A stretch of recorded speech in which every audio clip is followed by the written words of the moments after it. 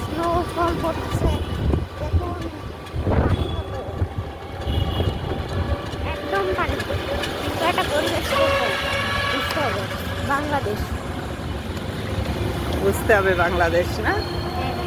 ইস, বরফ পড়লে কি অবস্থা হবে, লোক তো ঘর থেকে বেরই হবে না। আমি তো উল্টো বেরোয় বরফ দিয়ে ফাইট করবো। জি মামা,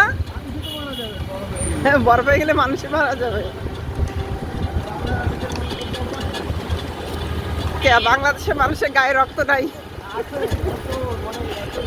কিছু হইলেই তো বাংলাদেশের মানুষ একজন একজনের উপর ঝাঁপিয়ে পড়ে, তাই তো রক্ত গরম বাংলাদেশের মানুষের। তাদের দেশেই আরো বরফ পড়া উচিত, যাতে গরম রক্তটা একটু ঠান্ডা হয়, তাই না? বর্তমান যে অবস্থা, বরফ পড়ুক এক একজনের গায়ের উপর, তাইলে আপনার মনে করেন যে যে ঝাঁপিয়ে পড়ে একজন একজনের উপর, এটা আর পড়বে না।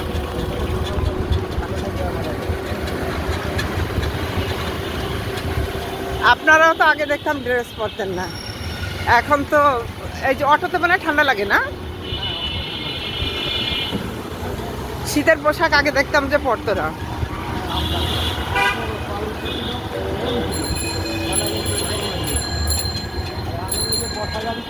হ্যাঁ হ্যাঁ হ্যাঁ।